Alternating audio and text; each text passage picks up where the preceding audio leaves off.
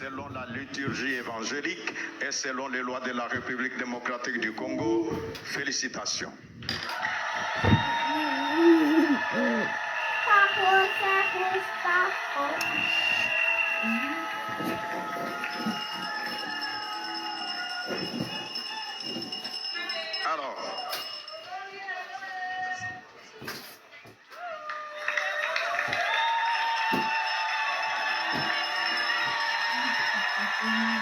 Kalamba komi sikalai kakande bozomona. En ce moment, assemblée, que nous puissions accepter que notre maman, la première, la très distinguée première dame, pose.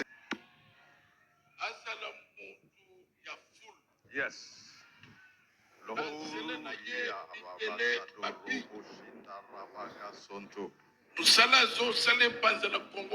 Yes. Voilà avec Mukuna Zopambola. Yes. L'église a son camp, ezala partout dans le monde. Eh. Ezala l'impact. Atubapi, miracle ezala. Yes. Eh. Kombo ya Kalamba emata. Eh. Oyebisaka Abraham qui te ferait ton nom. Grand. Azala grand na Congo, na Congo na Yesu. Amen. Dieu Tout-Puissant, Créateur des cieux et de la terre, du mandat que tu nous as donné, appelé au ministère, nous avons reçu onction. Seigneur, nous avons marché avec toi pendant des décennies. Toutes ces prières prononcées par tes serviteurs, je les scelle afin que ta grâce abonde sur sa tête. Dans tout ce qu'il touchera, quand il touchera les malades, les miracles se multiplieront. Quand il touchera les femmes stériles, Yahweh, la fécondité s'en suivra. Quand il touchera sur ceux qui ont des dossiers compliqués, oh Dieu, les grandes choses s'opéreront. Unis comme corps de Christ, nous proclamons la grâce, l'onction, les faveurs du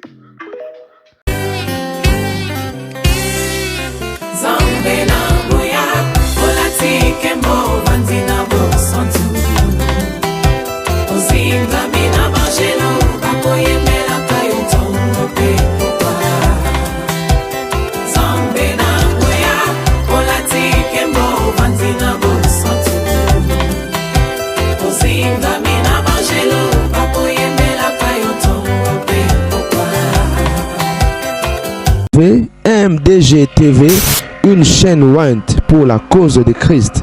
Mafuta Yasika, Mafuta Yasika, Mafuta Yasika. Aimé,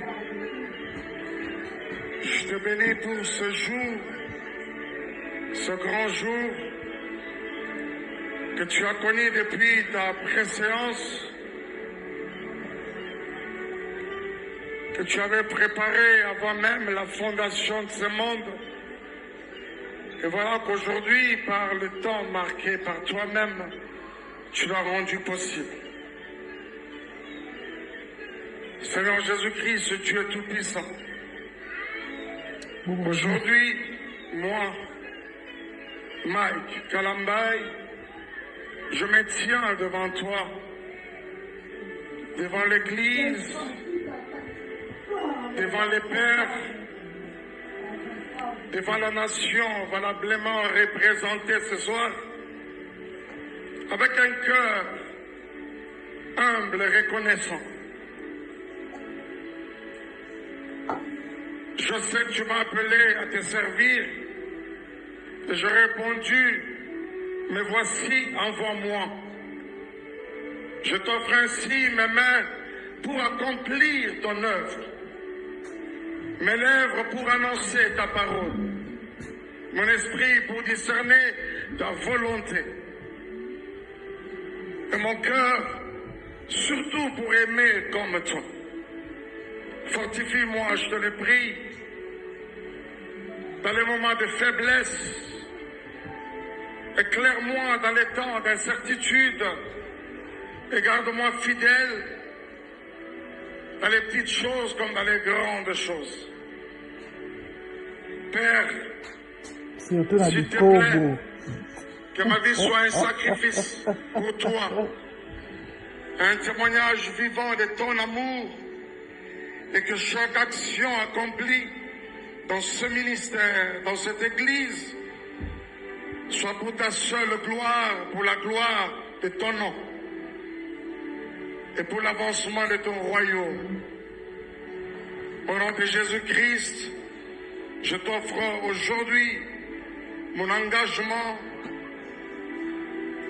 pour toujours. J'ai ainsi prié au nom de Jésus. Amen.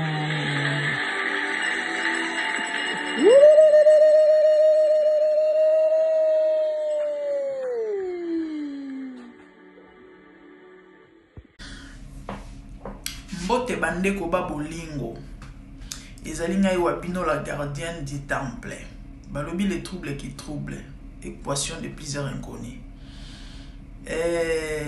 quand na cadre actualité ni to ila bino basango to ila bino ba news et que zongi réseaux sociaux ningani nini ordination ya Mike Kalambai na dédicace ya temple batonso déjà babali ba polémique na moni batonso na moni mutu mo alobi lui au moins aza héritier te mais yende visionnaire hein yende mutu abandi masolo au fait ko banda masolo to kozala héritier yango te problème oyo mutu bandi o batikeli yo yango te problème to bi ke wana ba obwakela ya momo parce que ye batikela ekotikela congolais kozala héritier kozala visionnaire soki pe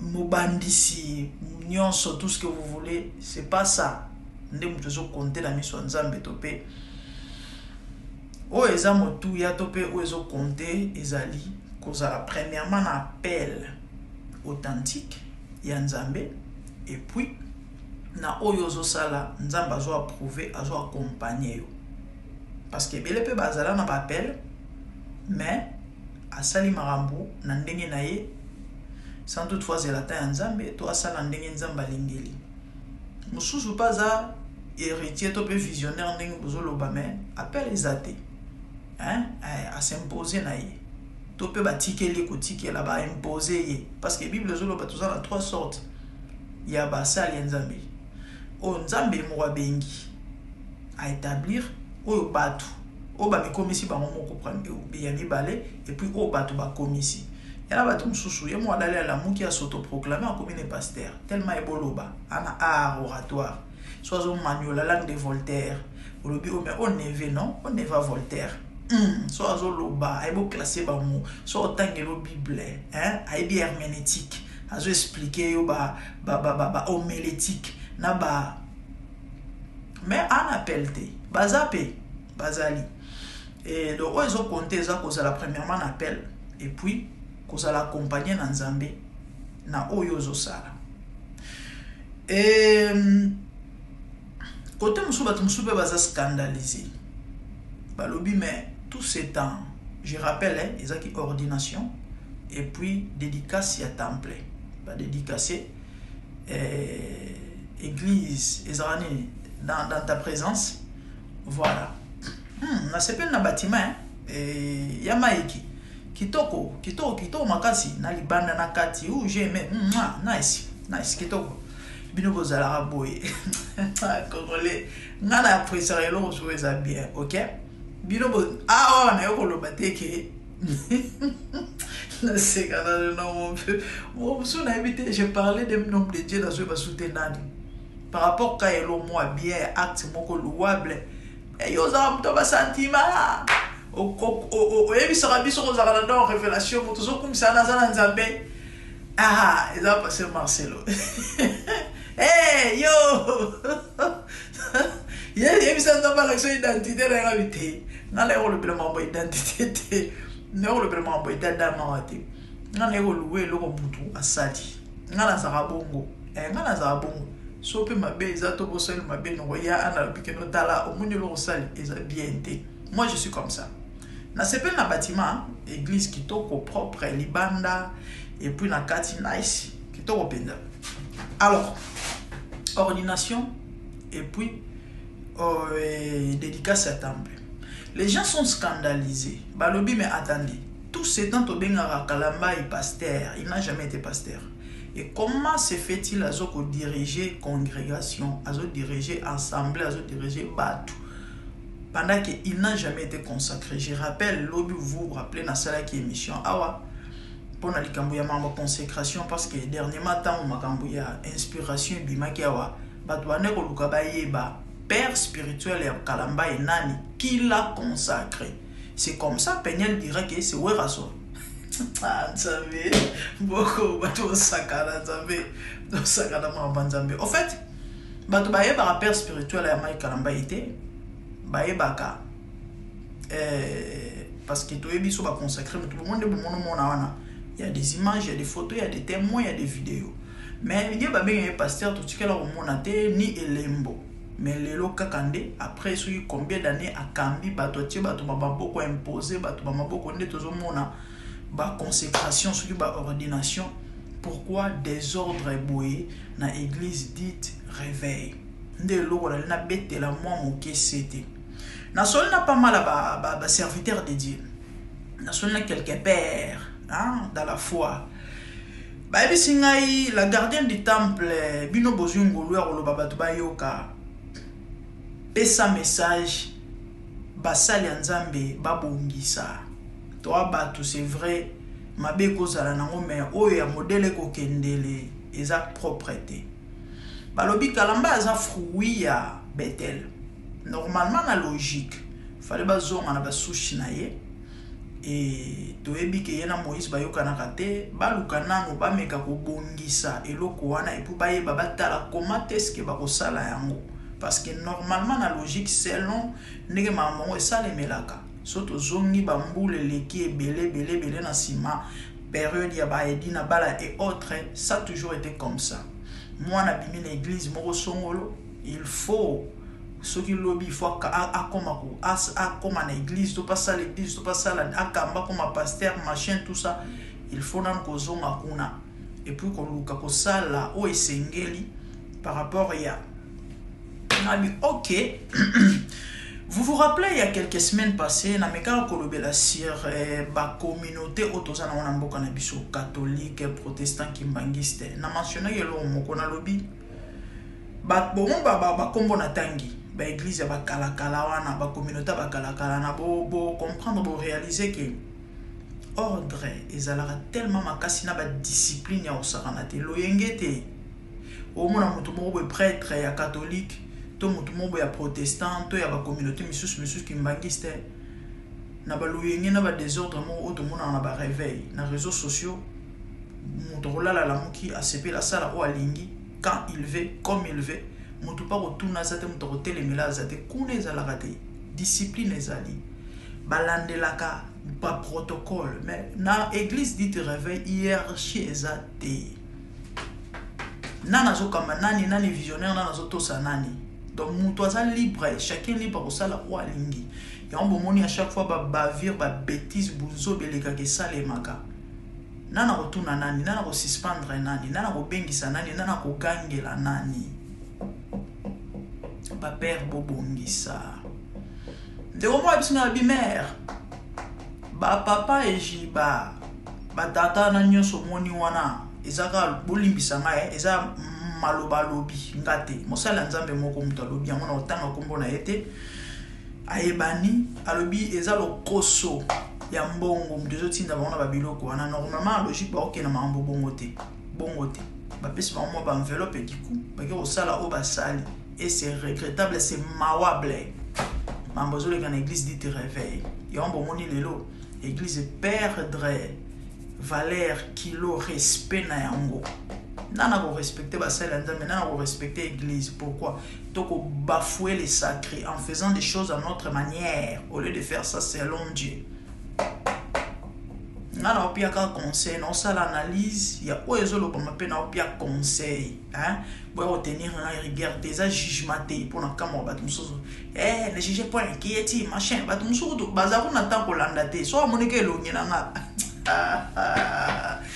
nzamba pambola ba tunyoso ba landa nga na bokebi na yebi ke ba bénéficier quelque chose ya mutuya ata nyonso na koloba ya moto kozwa parce que même bible lobi ya malamu bozo ya mabebo bwaka OK voilà mais na mongolo mkenza basali tomeka ko manyola makambo ndenge sengeli et bato bele ba se retrouvaka cher pasteur prophète évêque et tous nyonso toyebi s'il vous plaît bocha ordre na discipline na communauté oyo ya réveil dites réveil parce que des autres cacophonie ezali na niveau moko ya osakana te donc na yebi kutu même pas nous même na ba mot ya ko qualifier ba mara mususu na obligé na sa deuxième vidéo parce que nazana ba makambo akoloba ya grave.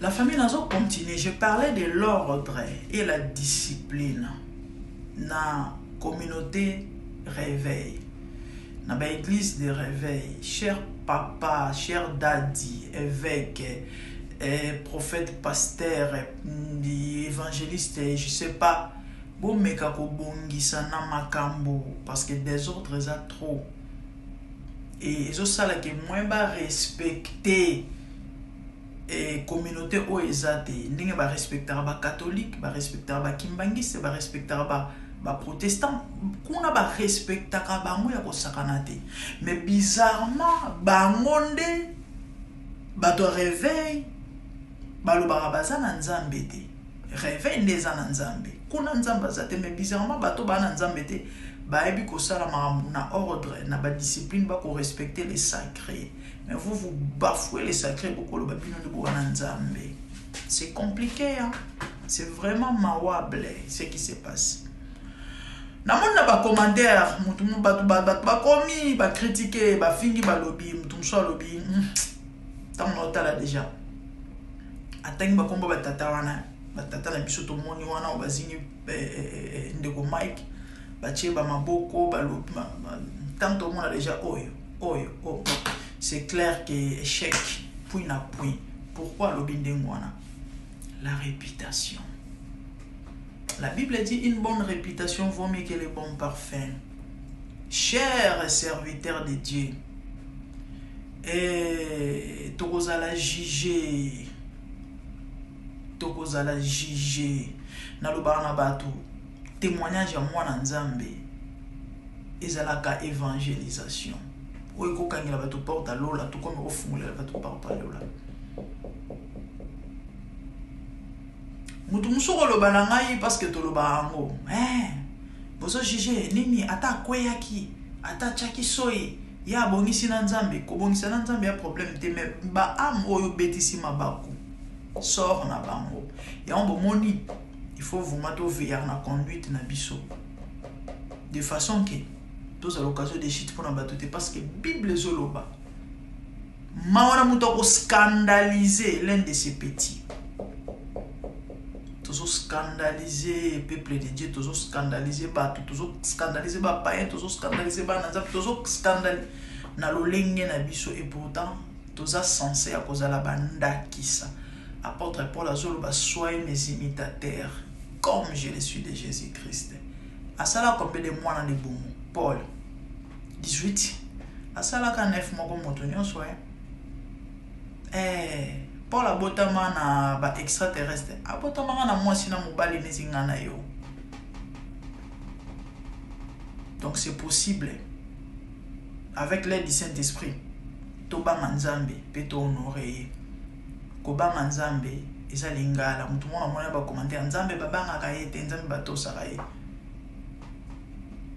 na français ba lo barane n'est-ce pas la crainte de Dieu crainte on est à crainte nene crainte ya robangisa ya frère non il s'agit à respect. Lorsqu'on parle de la crainte de Dieu on parle du respect, honorer Dieu, respecter Dieu, c'est ça. Misu ya ba témoin kota la biso bandeko to ba ko honorer nzambe ko respecter nzambe ko banga nzambe okoza na grâce mais lolenge na yo ya kozalela ekoki mpe koempêche bato mosusu babénéficie na grâce wana ta baotalaka nani ate ye. C'est ça. C'est ça, tobunda. Tobunda, tonore nzambe. Na lolenge na biso kozala. Donc ça lui mère otika biso ba blaga pamba ba vantir na ochana ni maboko. Mutapotaka so ya ti mutavaseline, mutapotaka vaseline maboko. Et sangani kopesa nini parce qu'on donne que c'est qu'on a. Mais c'est que ba dégé au sein de masuma kasi koleka. Nabi Nzambe mwa yebi nga nazala nga wana te po so pe na juger futur nini koya après bango ka bat bayebi. Balobi bilamba ya bakatolike o balobaki bakatolike banganga bandoki bango yango bakoma kolata siko c'est-à-dire c'est bango pe bakota na bango na kata masolo mambo ya bilamba na lobaki to lobela ngo si tu fais beto ta la dimanche les habits sacerdotaux confusion écoutille wana cha una parenthèse na oshite na eloko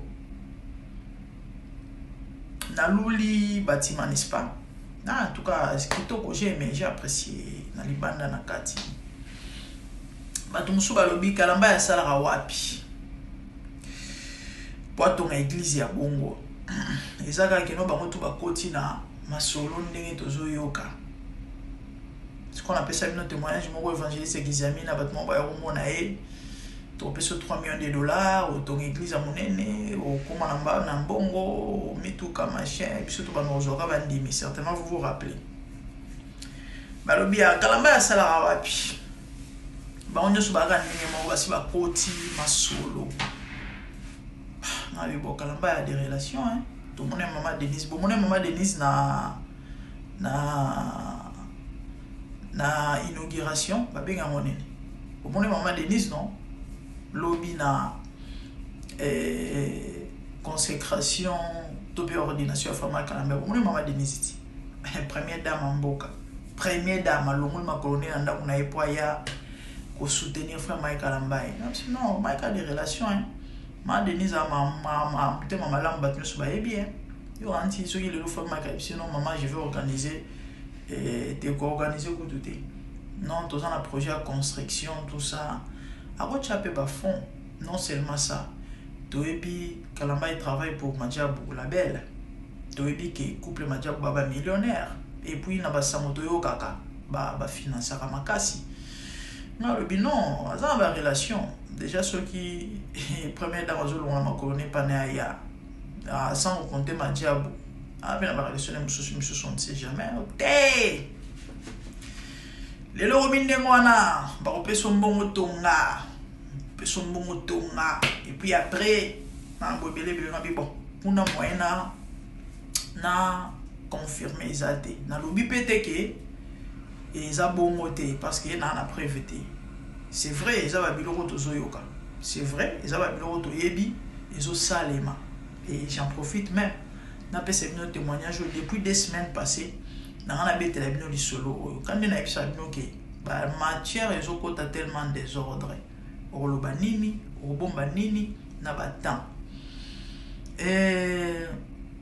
je partageais avec un homme de Dieu qui a Kinshasa avec une grande dame à bandogobele ba baby quand na ebisa rabino parce que biso des fois bato bele bandima biso te mais nzambe mo waebi bon ba témoignage mingi na pesa bino bon na ba commentaire de ba musu ba confirmer passer oyo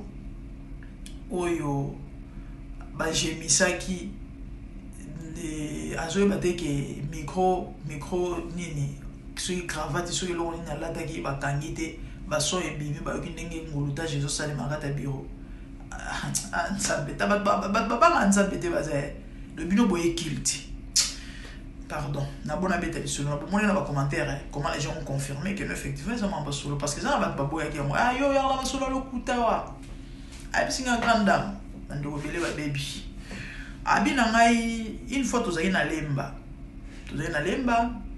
mwana tanga kombo église ezate na komba papa batu mwana tanga ezate nazaki ngai pasteur nani, c'est aussi un père. Na atangi ka ba mi na misusu bi to mona ga ndeko moko ayeko ya mosela nzambe to sola pe to yebani bino boyebi te mambo zo leka nini mais non moi ba soutien moi ba koba ba secours na ebité pour le kila ngoko mo boye moi façon ya ko aider ba serviteur de Dieu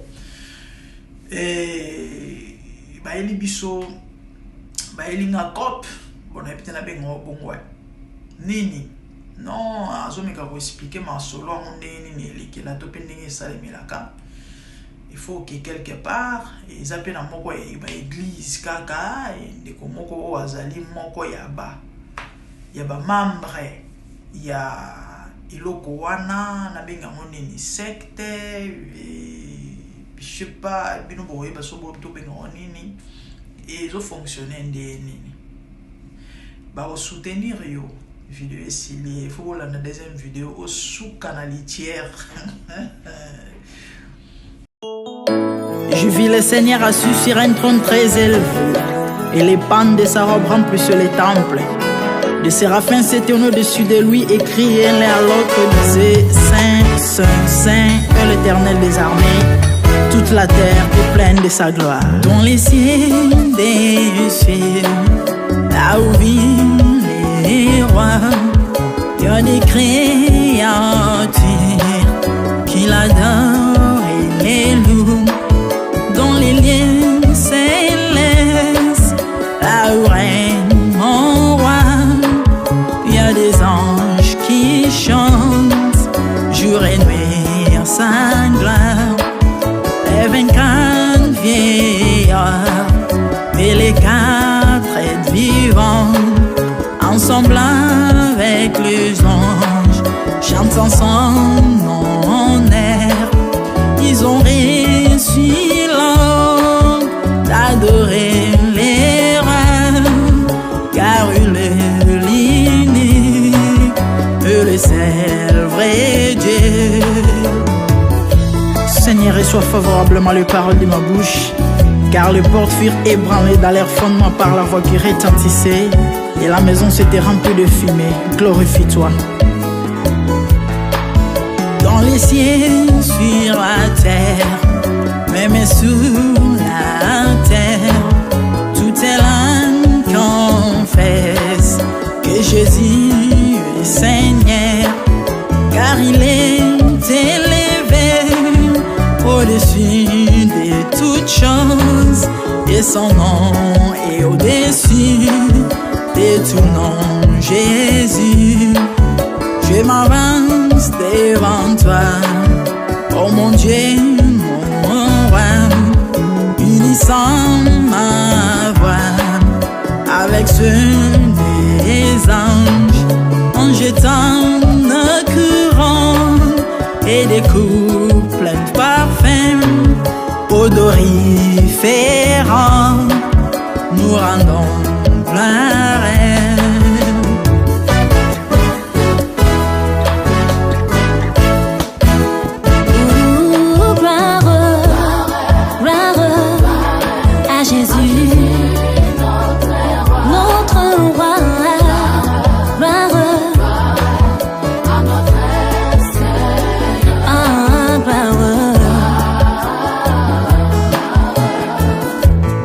Chantons gloire à Jésus.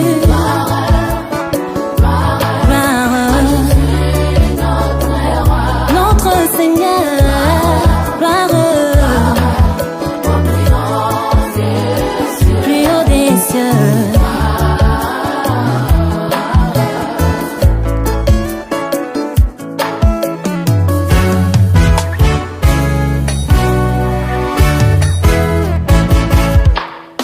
Il est beau d'annoncer les matins ta bonté.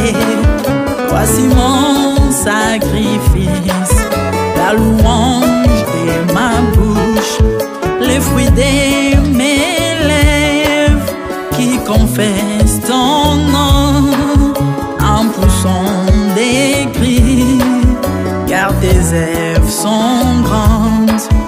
Viens voir jour dans ta face.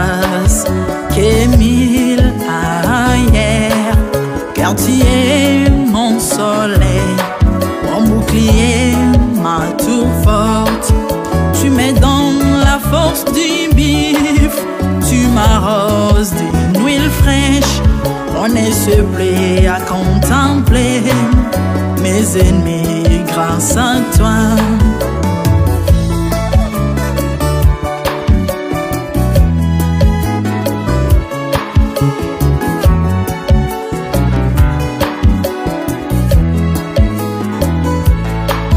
Je prospère dans tes parvis, je porte des fruits, même dans ma vieillesse, plein de sève verdoyant, comme le palmier les justes croissent, et s'élèvent comme les cèdres du Liban planté dans les jardins de Dieu.